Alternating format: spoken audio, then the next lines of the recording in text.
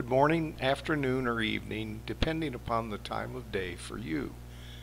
Thank you for taking the time to spend a few minutes with me. I hope you find the experience entertaining as well as educational. Before I begin, let me tell you a little about myself. Now, when I give speeches, this part is usually done by someone else who introduces me. So you'll pardon me if this sounds a bit pretentious, but my advisors have told me this is what I should say. My name is John Fall. I'm a speaker, seminar workshop facilitator, and senior global executive management leadership consultant. I have over 4 decades of experience with organizations ranging in size from a few hundred employees to hundreds of thousands worldwide. My clients include Honda, Toyota, General Motors, the Goodyear Tire and Rubber Company, Royal Dutch Shell, Australian Teleservices Association, IBM, Lockheed Martin, ESI International, Computer Task Group, and numerous small and mid-size enterprises. My industry experience is extensive. It includes automotive, financial services, oil and gas, healthcare, employee mortgage banking, manufacturing, distribution, construction, real estate, insurance, and others. My consulting engagements, which were predominantly initiated by client referrals, have taken me throughout North America and Asia Pacific, including Australia, Japan, the Philippines, and Singapore, and they've involved vendor negotiations and management of client employees, consultants, and offshore resources. I'm a certified project management professional, former director of the Orange County, California, U.S. chapter of the Independent Computer Consultants Association, author of Using Information as a Resource published in American in Mortgage Banking magazine, as well as Living with a Fast Idiot, the Executive's Guide to Computers, used by Arthur Andersen and Company's introductory course on computers. I created and conducted a seminar workshop, How to Select and Install Information Technology, a Management Perspective, for the International Foundation of Employee Benefit Plans Automation Institute in Palm Springs, California in the U.S., and a workshop entitled How to Implement an E-Strategy for the Australian Teleservices Association in Sydney, Australia. It delivered real-life strategies and the pitfalls of E-strategy implementation for the organization whose members are contact center managers and team members. That workshop included web integration techniques and department organization strategies. I also developed and addressed a speech to high school students titled, What's Your Dream? At the De La Salle College of St. Benil, Choose IT, Discover and Learn Your Future conference in Manila in the Philippines. I'm listed in Who's Who in the World, Who's Who in America, Who's Who in Finance and Industry, Who's Who in Finance and Business, Who's Who in Emerging Leaders in America, as well as Who's Who in the West. This speech is part of what I call Fall's Inspirational Kickoff Speeches. It's a collection of 5 short inspirational speeches designed to kick off an annual planning meeting, team building event, corporate reorganization introduction, or any meeting that could use a refreshing start. This speech is called the Mirror Test. The other speeches in the collection are, Do you know who you are? It's not about you. You don't have to be famous, and it's never too late. Do you still blame other people and circumstances for why you can't accomplish what you want to in life? It's a pretty common failing for young folks, blaming everyone and everything but themselves. But most people outgrow this and learn to look long and hard at themselves to discover what they can and can't do.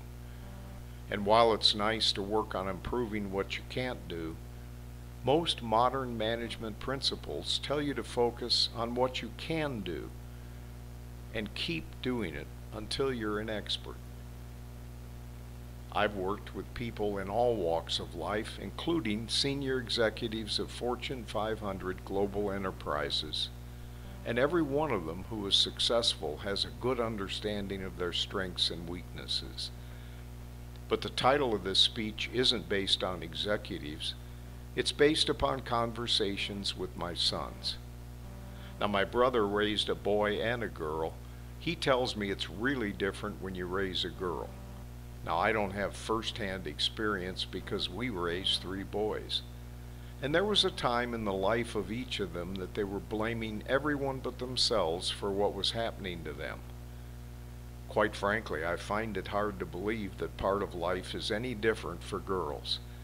So whether you're raising boys or girls, I think you'll find you can use what I am about to share with you.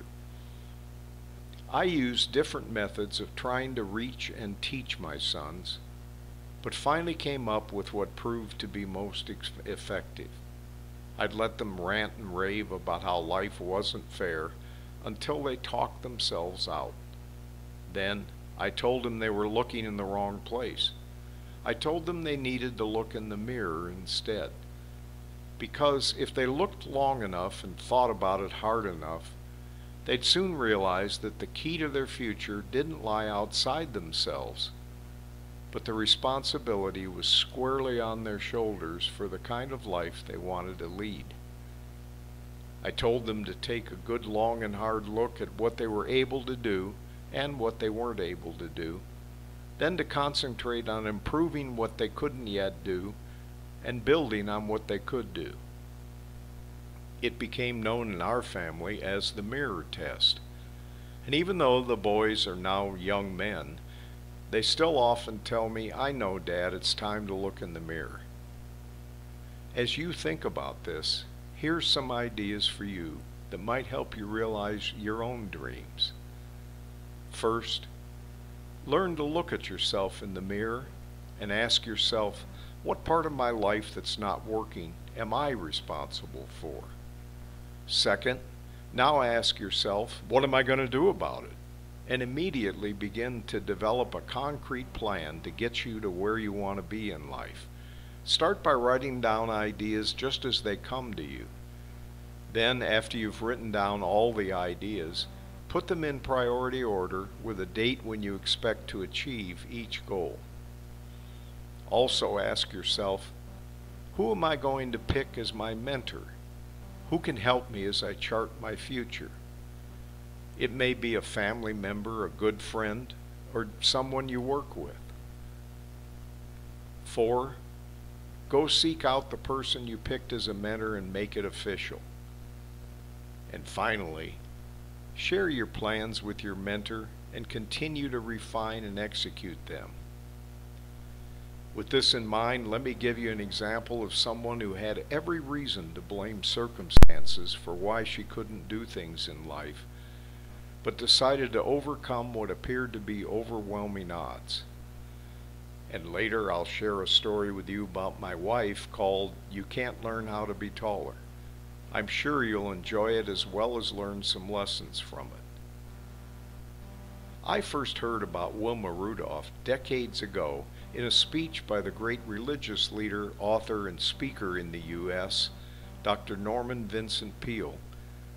He's perhaps best known for his book, The Power of Positive Thinking. Her story has remained with me ever since I heard it. I've since heard more about her life from Juju Chang in a story she did for ABC News, and Steve Ember and Barbara Klein from The Voice of America. So I give these famous people credit for some of the words I'm about to tell you about Wilma Rudolph. I've always found hers to be an inspiring story, and I think you will too. Wilma Rudolph was born prematurely at 2 kilos, about 4.5 pounds, the 20th of 22 siblings. Her father, Ed, was a railway porter, and her mother, Blanche, was a maid. So much for the myth that you have to be born lucky to get anywhere in life. She had many illnesses when she was very young, including pneumonia and scarlet fever. She also had infantile paralysis caused by the polio virus at age 4, and she wore a brace on her left leg and foot, which had become twisted as a result, until she was 9. Later in her life, Wilma said, "My doctors told me I would never walk again. My mother told me I would. I believed my mother." Remember my recommendation earlier that you find yourself a mentor? Even with her natural talent, one of the things that molded Wilma Rudolph's life was when she found Ed Temple, who coached the track team of runners at Tennessee State University in the U.S. During Temple's storied 44-year career, he coached 40 Olympians, including Rudolph. "You got to realize this too," he said. "You can't make a racehorse out of a mule. See, you got to have some racehorse in you." She worked hard, no doubt about it, and she had that burning desire. Temple said it took a while for Rudolph to run into the spotlight. When she won her first Olympic gold in 1960 in the 100-meter dash, Temple was confused at the news. "I heard the crowd roar and everything, and then somebody ran over and said, 'Wilma won.' I said, 'Won what?' Temple said." He was especially caught off guard because earlier Rudolph had sprained her ankle, but that didn't stop her from winning her first gold in the 100-meter dash, her second in the 200-meter dash, or her third in the 4x100-meter relay. The race started out rough. Rudolph fumbled with the baton and fell behind. But then she took off. "The first 75 yards, I think, is the fastest I've ever seen anybody run," she said. She caught them all in 75 yards. So Rudolph, the girl who was told she'd never walk again, became the fastest woman in the world with the help of Temple. We were all in tears at that time, and the greatest thrill about the relay team is that I was able to be with 3 people who I had really worked with for years, and the 4 of us crowding on that one step to receive our gold medal, she said after the win. An impressed President of the United States, John F. Kennedy, asked to meet her. He was so excited to meet Wilma because he'd seen her run on television and everything, Temple said. We sat there and they talked 15-20 minutes.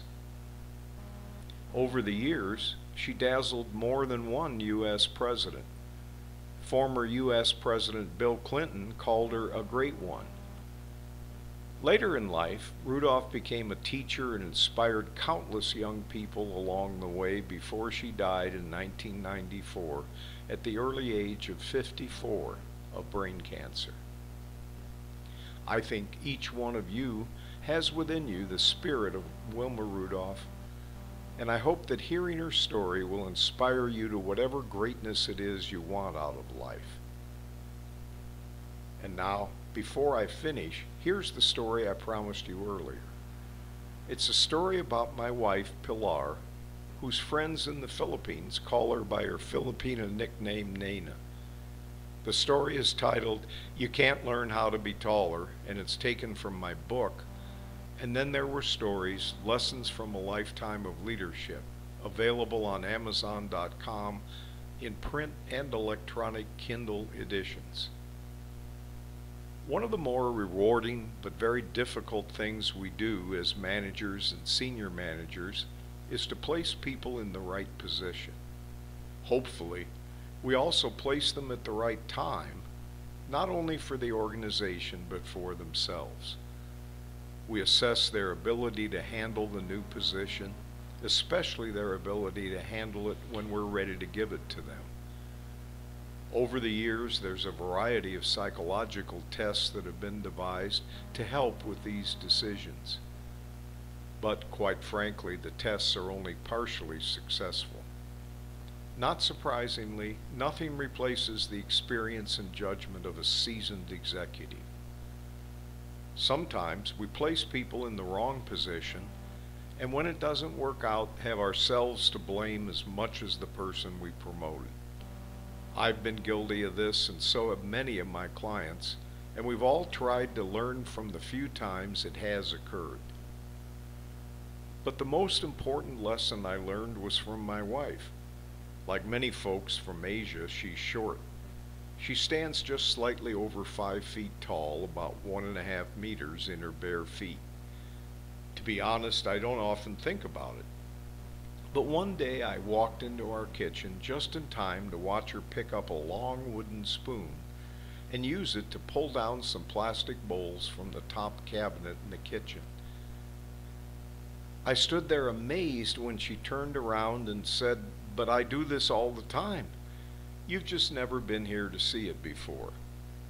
Getting the step ladder is too much trouble, and until we retire in the Philippines and I have a maid to help, I had to devise a practical solution.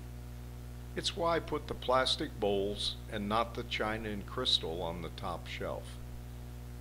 I've been able to overcome many shortcomings in my life, but I discovered very early that I would have to find a way to get around my height.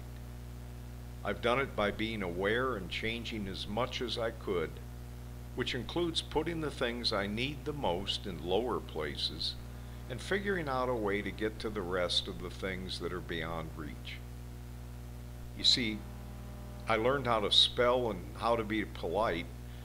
I learned how to read, write, speak several different languages, and I even learned how to paint watercolors to the point that I now call myself an artist. But there was no way for me to learn how to be taller. It just isn't possible. So I've made adjustments. That's what you do in life. It took a while before I really understood what she was telling me, but it's one of the most valuable lessons I've learned. Now, before I ask people to do things, I always make certain I'm not asking them to learn how to be taller. Thanks for letting me spend some time with you and to share my stories. If I left you learning for more, send me an email at jrfall@yahoo.com, and I'll send you some information about the Leadership Insights series, a collection of 5 seminars based upon my book, and then there were stories, lessons from a lifetime of leadership. The book is available on Amazon.com in print and electronic Kindle editions. One of the seminars, What Can I Do?, includes the story behind the phrase, "What can I do?" A fascinating true story, Stupid Crook, and a story from Nordstrom, a high-end department store in the U.S., similar to Harrods in the UK, David Taylor in Australia, and Rustan's in the Philippines, as well as the story I just told you about my wife. You can't learn how to be taller. The stories are interspersed with quotes from Dilbert and Ronald Reagan, 40th President of the United States. The other seminars include Leadership Myths and Musts, Leadership Lessons from Everyday Life, Leadership Lessons from Entrepreneurs, and The Pace of Leadership. Thanks again. I hope you enjoyed the stories and will not only learn some of the lessons yourself, but pass them on to your colleagues, because knowledge is one of the few things that increases when it's shared.